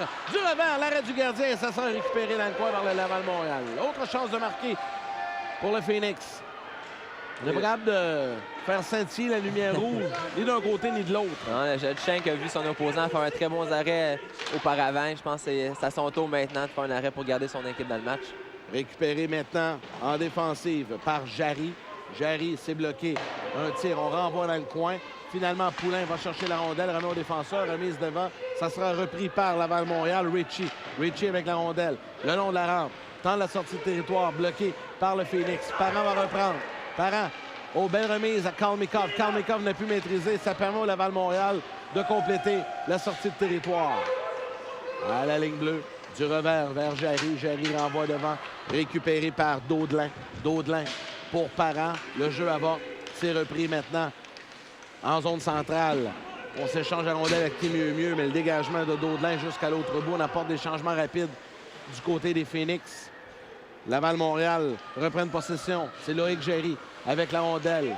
Revient sur ses pas. Cafouille, perd la rondelle. Et là, on sent la nervosité qui monte d'un cran des deux côtés. Là. On cafouille un peu plus avec la rondelle, Nicolas. Ah oui, puis Laval, je pense, depuis un certain temps, sont embouteillés dans leur zone. Je pense qu'ils sentent la pression du Phoenix, qui ont peut-être changé en deuxième vitesse pour cette troisième période. On a ouvert le jeu un peu plus là, du côté des Phoenix. D'ailleurs, on est rendu à 23 tirs au but jusqu'à présent dans le match. Phoenix dans leur territoire, le long de la rampe. Bouchard à la rondelle. Bouchard remet à Casimir. Casimir remet devant. Le jeu avorte et ça sera repris par le Laval-Montréal. Finalement, on reprend du côté de Casimir. Casimir passe au centre à Daudelin. Daudelin avec la rondelle. On s'avance. Le tir, l'arrêt du gardien. Le retour sera récupéré par le Laval-Montréal. On rate la sortie. Dans le coin maintenant avec la rondelle, c'est Rano. Rano remet au défenseur de Bouchard. À Rano, à nouveau vers Bouchard. Bouchard à Rano dans le coin. On s'échange la rondelle entre les deux. Rano s'en va vers le filet mais revient. Conserve le disque habilement. Protège la rondelle. Envoie maintenant à Plamondon. Pour Bouchard. Tire. L'arrêt du gardien. Retour rondelle libre devant, mais personne pour reprendre le disque. Et ça sera un dégagement jusqu'au gardien à l'autre bout, Kevin Mendelez. 6 minutes 11 à faire à la troisième période, 0-0. Troisième période, clairement l'avantage du Phoenix jusqu'à présent. Laval ne fait que se défendre et ils sentent la pression, comme j'ai dit. Ils forcent beaucoup de dégagement pour prendre un peu de repos, comme on dit. On va reprendre dans le territoire du Phoenix. C'est le Laval-Montréal qui a la rondelle maintenant en zone centrale. Passe vers Esperberger. Esperberger remet à Ellis. Ellis pousse la rondelle. C'est Esperberger qui va chercher dans le coin. Déborde le défenseur, mais finalement, habilement, on reprend du côté de Turbide. Turbide laisse derrière à Parent. Parent envoie de l'autre côté. C'est bloquant défensif, mais la rondelle quitte le territoire et on devra retraiter en zone centrale. Voilà, c'est fait. On reprend maintenant dans le territoire des Phoenix, sortie de Parent. Et du côté de Laval-Montréal, on refoule Laurentides-Lanaudière dans leur territoire. Et rapidement, on reprend du côté de Turbide. Le long de la rampe, on va de l'autre côté à Poulain. Poulain vers Parent, passe au centre. Parent tente de reprendre. Derrière, la rondelle est derrière lui à la ligne rouge. Parent avec le disque revient dans sa zone. Passe en diagonale vers Poulain. Poulain tente de déborder. Bolduc à la rondelle, on va vers Mégambo. Mégambo, le long de la rampe, sortie de territoire bloqué. Mais là, on arrive à 5 minutes à jouer en troisième période. Toujours pas de but des deux côtés. Peut-être que Phoenix va avoir l'opportunité de réunir ses trois premiers compteurs qui sont Poulain, Parent, Plamondon. On sait que jusqu'à présent, Plamondon joue sur un trio différent. Peut-être pour générer de l'offensive, il va falloir qu'il pense à les réunir. On a vu, Nicolas, un tir venu de nulle part. Là, le gardien Mendelez fait tout un travail. 2 arrêts coup sur coup, là, avec la jambière, entre autres. Oh, attention, là, Laval-Montréal, Mégambo, avec la rondelle. Remet son coéquipier en diagonale. Le jeu avorte et finalement, la poursuite du 10, c'est Calvé. Calvé va chercher la rondelle, mais ça profite au Phoenix. On reprend. C'est Parent qui a la rondelle. Parent rate sa sortie. Calvé reprend. Renvoi derrière le filet de Mendelez. Repris par le défenseur Turbide. De l'autre côté maintenant, jusqu'à Picard. Picard passe coupée. Au même moment, la rondelle se retrouve au centre. Là, il y avait un hors-jeu là-dessus. Ah, il y avait clairement un hors-jeu.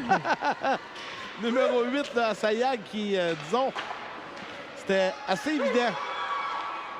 Il reste à savoir, c'est genre, là, s'il y a un but, là, ça pourrait être controversé. Ah, c'est sûr. On voit souvent ça dans les calibres supérieurs avec les reprises vidéo. Des fois, ça montre les jeux que l'arbitre a ratés.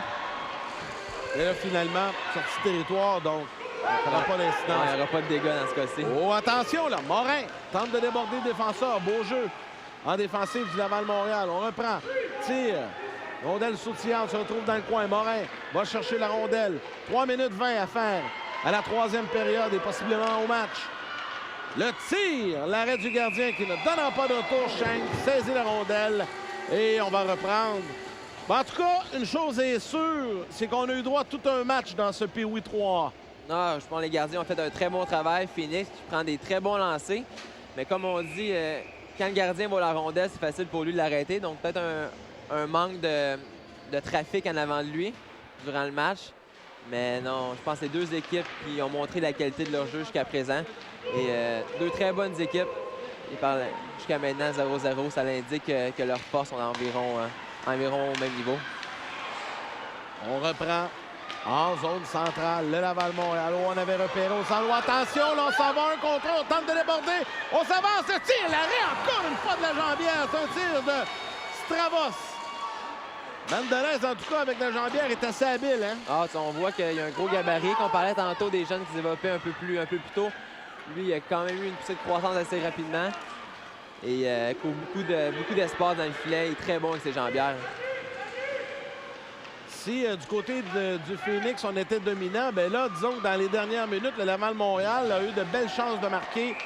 Mais n'eût été de la performance de Kevin Mendelez, là, le Laval-Montréal aurait pu se sauver avec une victoire. Oui, surtout avec environ 2 minutes 25 à faire en période. Un but, ça aurait été certainement le but gagnant du match. Ça aurait, en tout cas, mis beaucoup de pression sur le Phoenix. On vous rappelle qu'on sera de retour à 13h30 pour la finale Midget 3A entre les Grenadiers de Châteauguay et l'équipe d'étoiles des joueurs de 15 ans de la Ligue Midget 3A. Un joueur qu'il faut surveiller, entre autres, au sein de cette formation, c'est Anthony Beauvillier, des Gaulois du Collège Antoine-Giroir, qui connaît toute une saison. Un joueur de 15 ans. Je pense que c'est une belle opportunité de voir les étoiles de demain dans la Ligue de hockey junior major du Québec. Tout à fait. La plupart d'entre eux vont être repêchés au prochain repêchage dans les rondes assez hauts. Donc, c'est une belle opportunité pour les gens de la région de voir le talent au Québec. Et là, entre-temps, ici, les gens ont droit à la finale consolation du Midget 3 entre la Finlande et l'équipe de 16 ans étoile de la Ligue Midget 3A. Le tir et l'arrêt du gardien. Oh, et là, les deux gardiens, là, quelle performance! C'est assez exceptionnel, je pense, la qualité de leur jeu depuis le début du match. Tous les jeunes de cet âge-là, comme je l'ai dit un peu plus tôt, je pense que tous les lancers ont l'air faciles pour eux. Ils sont très calmes dans leur filet, malgré la compétition et le niveau de jeu. Moins de 2 minutes à faire à la troisième période. Beaucoup de pression qui sont sur leurs épaules présentement. Mégambeau avec le disque. Mégambeau passe à son coéquipier Richie. Richie applique les freins à Mégambeau. Mégambeau laisse au défenseur. On renvoie vers Richie. Mégambeau est là également. Mégambeau se sert de sa stature pour appliquer un peu de pression. Et ça profite à Poulain. Poulain maintenant chez le Phoenix. 1 minute 30 à faire à la troisième période. Passe coupée par Richie. Richie applique les freins. Et finalement, il y aura hors-jeu et on va reprendre en territoire central. On peut voir un peu de frustration de la part des joueurs du Phoenix. Je pense qu'ils ne sont pas souvent habitués d'un match à 0-0 en fin de troisième comme ça. Donc, ça pourrait peut-être quelque chose qui pourrait leur nuire dans les prochaines minutes. Oui, tout à fait. Ça peut profiter au Laval-Montréal. En tout cas, depuis 7-8 minutes, le Laval-Montréal domine. Oui. Au début de période, ils sont plus défendus que d'autres choses, mais par la suite, ils ont ouvert la machine et ils ont été capables de profiter des surnoms pour prendre des très bons lancers. Richie avec le disque. Laisse derrière. On tente de récupérer du côté de Calvé. Zone centrale. Et voilà qu'on refoule jusqu'au gardien Mendelez. Mendelez qui va tout simplement décider de conserver la rondelle avec exactement 1 minute à faire à la troisième période. On prend pas de chance. Ça va être une mise au jeu qui va être importante. Des fois, c'est des petits détails comme ça qui font que le match se décide. Surtout avec 1 minute à faire, une mise en jeu gagnée. Des fois, un tir dévié, quelque chose, ça peut nous faire toute la différence dans ce cas-ci. Défenseur envoie jusqu'à l'autre bout. Huard avec la rondelle. Oh, on va surtout attention du côté de Laval-Montréal. On est menaçant derrière le filet. Assayag envoie maintenant vers Ellis. Ellis est ennuyé par un adversaire et ça profite au Phoenix. Voilà que le dégagement est complété en zone centrale, mais rapidement, dès qu'on quitte le territoire chez le Phoenix et Laval-Montréal renvoie à l'autre bout. Ouais, ils sont complètement embouteillés. Je pense que Laval font un très bon travail en zone offensive pour appliquer la pression. Et lorsque le Phoenix sont capables de sortir, très bon travail en zone neutre pour bloquer toutes les options de passe. Donc non, très belle stratégie de leur part. Chez le Phoenix, maintenant, on reprend. C'est Hood avec la rondelle. Hood envoie devant. C'était pour Parent.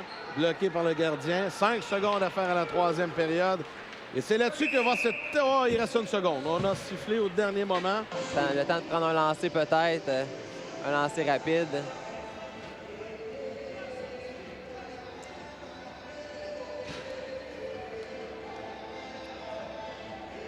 L'entraîneur du côté de Phoenix aurait peut-être la chance ici d'enlever son gardien pour créer un joueur de plus. Avec une seconde, point 8, je pense pas que Laval aurait la chance de prendre un bon lancer. Aura-t-il cette audace? Je suis pas sûr. Oui. Non, effectivement, il le fait pas. C'est une stratégie qui est peut-être utilisée dans certains cas, mais... Ouais, surtout qu'à cet âge-là, un dégagement en 1,6 secondes jusqu'à l'autre bout, non, c'est ça. impossible.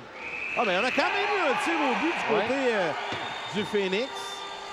Oui, bonne initiative du joueur de centre de pousser la rondelle. Et par la suite, 2 et même 3 joueurs qui étaient dans l'enclave ont foncé vers le gardien pour appliquer de la pression. Bon, alors, une courte pause de 2 minutes. Le temps de refaire la stratégie au banc des deux équipes. Et nous aurons droit à une période de prolongation. Alors, c'est le scénario rêvé. On se retrouve en finale du Pee-Wee 3A avec une marque de 0-0. Et on s'en va en prolongation pour déterminer un grand gagnant. Oui, je pense que les deux équipes ont joué un bon match jusqu'à présent. Et le prochain but va vraiment sceller l'issue de la rencontre. Alors, est-ce que j'essaie de voir, malheureusement, on n'a pas l'information ici, mais est-ce que ça sera un 5 minutes à 4 contre 4? Habituellement, c'est le cas. Et par la suite, il y aura une fusillade pour déterminer le gagnant. Oui, je crois que normalement, ça devrait être le cas. Nicolas, si tu es entraîneur à ce moment-là, à tes jeunes joueurs qui sont nerveux, qu'est-ce que tu dis à tes joueurs au banc? Parce qu'on voit les deux entraîneurs qui parlent respectivement à leurs joueurs. Certains, je pense qu'il faut garder les choses simples. Je pense que la moindre petite erreur pourrait causer le match. Donc, pas essayer des jeux trop risqués. Des fois, prendre les jeux simples. Quand on n'est pas sûr de la passe, seulement faire un dégagement par la baie vitrée, par la bande pour sortir de la zone. Et sinon, jouer avec l'énergie du désespoir. Je pense que c'est un gros tournoi et ça serait une belle opportunité pour eux de gagner. Mais comme j'ai dit, tout va se dérouler dans les prochaines minutes et le prochain but va sceller l'issue. La seule chose qui est triste dans ce genre de match, c'est que les deux équipes méritent de gagner. Hein? Ça, ce serait le fun de voir les deux équipes gagner. C'est impossible, ça prend un gagnant, un perdant. Donc l'équipe qui va perdre aura beaucoup de déceptions, mais pourra quand même quitter Châteauguay la tête haute parce qu'ils ont offert toute une performance, que ce soit les Phoenix ou le Rousseau Royal. Les deux équipes ont offert toute une performance. Ah ouais, c'est dommage que les deux équipes ne peuvent pas partir avec la médaille d'or. Mais en même temps, au hockey, c'est comme ça, ils font un gagnant. Et comme tu viens de le mentionner, les deux équipes vont pouvoir sortir d'ici avec la tête haute parce que c'est vraiment deux équipes gagnantes. Alors, 5 minutes de prolongation à 4 contre 4. Donc là, il y aura de l'espace sur la patinoire. Oui, les jeunes joueurs avec beaucoup de vitesse vont peut-être être un peu avantagés. Poulain, d'ailleurs, est là avec Parent du côté des Phoenix et eux ont été partout sur la patinoire aujourd'hui. Oui, 2 joueurs explosifs pour l'équipe de Phoenix. Alors, dans le territoire du Laval-Montréal, maintenant, c'est récupéré par Poulain. À Parent. Parent conserve la rondelle, en bon défense. Oh, attention, on s'en va l'en échapper. Est-ce qu'on sera rattrapé? Oui, du côté de Ellis, mais qui conserve la rondelle. Et finalement, le défenseur renvoie jusqu'à l'autre bout.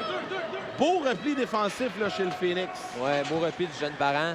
Je crois que jusqu'à maintenant, on a beaucoup mis l'accent sur son offensive, mais maintenant, il a montré que son jeu défensif est aussi à point. Tout à fait. Il vient peut-être de sauver le match jusqu'ici. Côté de Laval-Montréal, Ellis laisse la rondelle aller à Parent. Parent va récupérer. Parent voit la pression, là, perd le disque. C'est le défenseur qui récupère derrière Daudelin. Daudelin, remise devant. Jusqu'à Plamondon. Plamondon tente de déborder tout le monde. Pousse sa rondelle. Bloquant défensif, c'est repris par Daudelin qui renvoie jusqu'à l'autre bout. Et ça sera récupéré par Bolduc. Bolduc au centre. Plamondon reprend, renvoie à Bolduc. Bolduc maintenant passe devant pour Ritchie. Ritchie bloqué en défensive. Laisse aux défenseurs qui envoient jusqu'à l'autre bout. On apporte des changements rapides du côté du Laval-Montréal.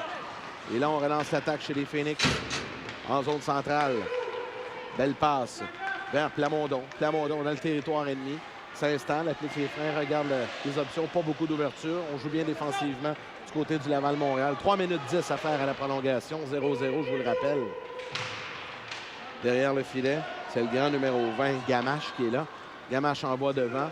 On a pu recevoir la passe et c'est les Phoenix qui en profitent. Au-delà jusqu'à l'autre bout. Et là, on s'envoie la rondelle d'un bout à l'autre. On est très prudent. Très prudent de côté. Personne ne veut faire l'erreur qui va coûter le match. Laval-Montréal, tir bloquant défensif par Smith. Ça permet aux Phoenix de reprendre. Beau travail de Hood. Hood s'en va seul de son clan. Tente de déborder le défenseur. Beau travail de Gamache qui bloque la manœuvre. Il relance l'attaque des siens. Beau repli défensif chez le Phoenix. On reprend. Dégagement complet jusqu'à l'autre bout. On apporte des changements des deux côtés. 2 minutes 20 à faire à cette prolongation. 0-0. Laval qui ont des grands défenseurs qui utilisent très bien leur portée à un contre un. On vient de le voir. Je pense que c'est très difficile pour les attaquants du Phoenix, malgré leur grande vitesse, de les déborder ou de les déjouer. On va reprendre à l'autre bout dans le territoire du Laval-Montréal. À la gauche du gardien Alexis Schenk. 29-20 les tirs au but favorisant Laurentide Lanaudière dans le match. 2 minutes 9 à la prolongation. C'est l'impasse, 0-0. Casimir envoie derrière pour Parent. Ça sera récupéré par Laval-Montréal. Ahmad. Maintenant vers l'autre défenseur, c'est Philibert. À Ahmad. Ahmad à sa ligne bleue. Cherche à qui passer. On réclame une pénalité du côté de Laval-Montréal, mais évidemment en prolongation, en finale en plus. Je pense pas qu'on va donner trop de pénalités. Non, je pense pas que l'arbitre va avoir à décider de l'issue du match avec une position comme ça. En même temps, c'était pas un jeu flagrant. C'était pas quelque chose qui aurait pu être dangereux pour les joueurs. On renvoie derrière le gardien Mandelaire. Le défenseur Casimir avec le disque. Envoie devant pour Poulain. Poulain, il y a Parent qui est là. Passe à Parent. Parent cafouille quelque peu avec la rondelle. Ça va permettre au Laval-Montréal de refouler les Phoenix dans leur territoire. Et là, maintenant, Laval-Montréal, dans le territoire, on s'avance, on cherche du côté de Philibert à qui passer. Philibert est là avec Ellis. Ellis, Philibert. Finalement, on reprend du côté de Plamondon. Plamondon envoie jusqu'au défenseur. Finalement, en zone centrale, on va reprendre. Et ça sera jusque dans le territoire du Phoenix. Casimir renvoie dans le coin. 35 secondes à la prolongation. Sortie de territoire maintenant. Hood avec le disque. Hood applique les freins dans le territoire du Laval-Montréal. Veut remettre devant pour Plamondon au bloquant défensif. On reprend néanmoins du côté de Daudelin. Daudelin refoule dans le territoire. Moins de 20 secondes à faire à la prolongation. Sortie de territoire en zone centrale. Le Laval-Montréal. On conserve la rondelle. C'est Jarry maintenant. Bon, ben, Nicolas, ça sent la fusillade. Oui, ça a l'air de ça. Je pense que ça va être une situation rêvée, un match chaudement disputé qui va se finir avec un but ou un arrêt d'un gardien. Ben voilà qu'on a complété le 5 minutes de prolongation. Et toujours pas de but. 29-20 les tirs au but favorisant le Phoenix. Et là, on va se consulter du côté des entraîneurs. On se prépare pour la fusillade. Les entraîneurs doivent déjà avoir leur petite idée de qui ils vont envoyer. Je pense qu'ils connaissent leur équipe, ils savent qui ont des habiletés. Souvent, c'est une pratique qui est pratiquée dans les pratiques. Donc, ils savent quel joueur qui préfère quelle feinte ou un très bon lancer pour gagner. Moi, j'ai l'impression que du côté des Phoenix, on va voir Poulain, pas mal sûr. Oui, le jeune Parent aussi. Oui. Deux joueurs qui ont démontré beaucoup d'habileté individuelle jusqu'à présent. Du côté de Laval-Montréal, j'ai l'impression qu'on va envoyer Ellis. Oui, le jeune joueur très rapide, de petite taille qui a su se démarquer dans ce match-là. Alors, en principe, c'est 3 tirs de chaque côté. L'équipe qui reçoit a l'option de débuter ou non la fusillade. Et là, on envoie les joueurs au banc des pénalités, donc les joueurs déjà identifiés. Alors, Parent sera là, Plamondon sera là et Hood. Là, je suis surpris qu'on n'ait pas envoyé Poulain. Et du côté du Laval-Montréal, Ellis est là, mais je n'ai pas vu les deux autres. Oui, Humer et Esrenberger. Sans surprise dans son cas. Oui, premier compteur de son équipe dans le tournoi avec 7 points en 6 matchs. Et là, quand on est gardien de but, on se sent bien seul. Oui, c'est certain. Bon, alors, les Phoenix vont y aller en premier. C'est le capitaine. Qui d'autre? Xavier Parent, tu l'avais dit, Nicolas. Alors, la finale va se jouer en fusillade, mesdames, messieurs. Xavier Parent, numéro 19, capitaine du Phoenix, sera le premier à s'exécuter. Ça va pas être facile de compter sur ces deux gardiens-là qui ont très bien joué aujourd'hui. Oui. Alors, on s'installe. Voilà que Parent s'exécute avec la rondelle. S'avance dans le territoire. Près du gardien. Parent le tir le but! Xavier Parent. Très bon lancement entre les jambes du gardien. Le gardien qui était avancé. Et que le jeune Parent a décidé de lancer peut-être anodin à première vue, mais qui est d'une très grande efficacité. Dylan Humer, maintenant pour le Laval-Montréal. Il sera le premier à s'exécuter. Humer avec le disque dans le territoire des Phoenix, s'avance près du gardien. Humer, le tir, l'arrêt encore une fois avec la jambière, le même style qu'on a vu tout au long de la troisième période du gardien Mandelaire. Oui, il utilise très bien ses jambières. Encore une fois, lui aussi a décidé de s'aventurer très loin de son filet pour couvrir les angles de lancer. Maintenant, pour le Phoenix, le numéro 83, Samuel Hood. Hood s'avance avec la rondelle. Hood le tire. Oh, tout un arrêt du gardien. Wow! Wow! Schenk avec la mitaine au dernier moment. Le jeune Hood qui avait déjà le gardien, mais que jusqu'à la toute fin, je pense qu'il n'était pas sûr de compter. Ce dernier a étiré sa mitaine pour sauver un but assuré. Jordan Esperberger du côté du Laval-Montréal maintenant. Avec la rondelle. S'avance. Choisit le revers. Un tir de but! Entre les jambières. C'est l'horreur. Il a peut-être pris la tactique du jeune Parent aussi. A fait un bon lancer entre les jambières. On a vu une célébration qui narguait un peu l'autre équipe à la fin. Ça pourrait peut-être se retourner contre lui à la fin. Ouais. Ils sont mieux d'être prudents. Ah ben, je savais bien qu'on était pour voir Poulain. Il est là. Samuel Poulain pour le Phoenix. Poulain s'avance. Près du gardien. Le tir. C'est bloqué. Il est bien dans le coin. Et là, Laval-Montréal, c'est le jeune Ellis. Oui. Salgado Minaya Ellis qui a la victoire et la médaille d'or au bout de son bâton. La chance de compter et de procurer la victoire à son équipe. Ellis saisit la rondelle, s'avance maintenant dans le territoire du Phoenix. Ellis s'avance, le tir rate complètement le filet. Oui, tir raté de sa part, peut-être un peu de nervosité. Mais des fois, c'est comprenable à cet âge-là, des fois quand la...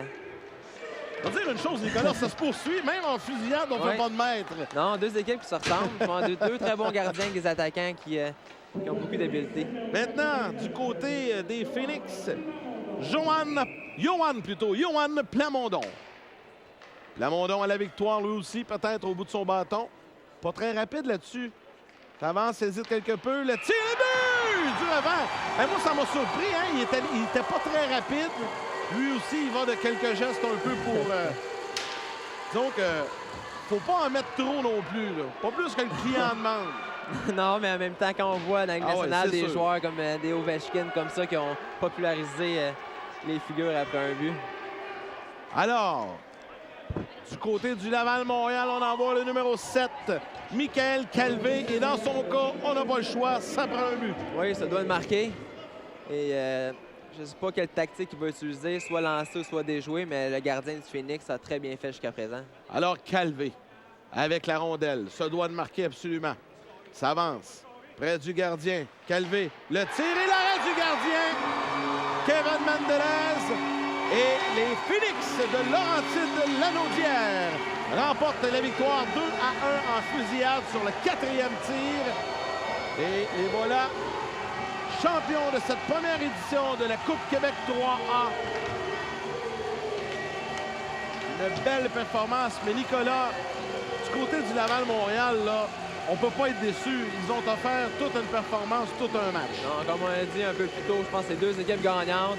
Ça s'est joué sur un lancer de punition.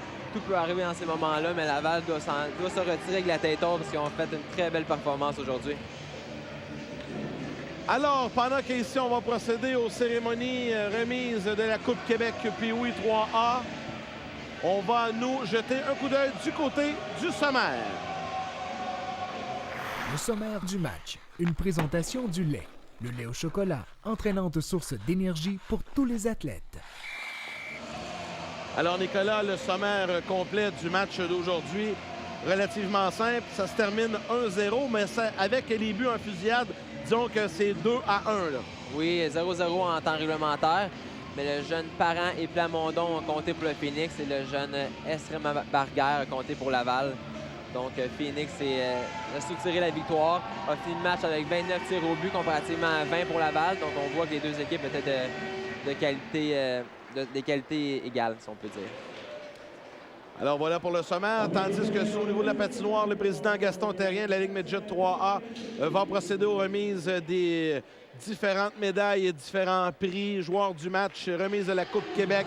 Il y aura la traditionnelle poignée de main. Je vous rappelle que les Phoenix de Laurentides-la-Naudière sont les champions de la Coupe Québec Pee-Wee 3A édition 2012. Félicitations. Et pour nous, ben, ça sera le temps de s'arrêter. On sera de retour avec vous à 13h30. Nicolas Terrien, merci beaucoup. Moi, je vous remercie. Ça a été un honneur de faire ça aujourd'hui. Ça a été fort agréable. On a eu beaucoup de plaisir à travailler ensemble. Je vais retrouver Gaston, ton oncle, qui sera de retour à mes côtés pour la finale du Midget 3. Merci beaucoup, Nicolas. Pas de problème. Merci à toute l'équipe de production de tvgo.ca. La finale Midget 3 vous sera présentée à 13h30. C'est notre prochain rendez-vous, donc dès 13h25. Dans à peu près 2h30, on sera de retour avec vous. Ici Yannick Lévesque, au nom de Nicolas Terrien de toute l'équipe, vous dit un gros merci et à plus tard.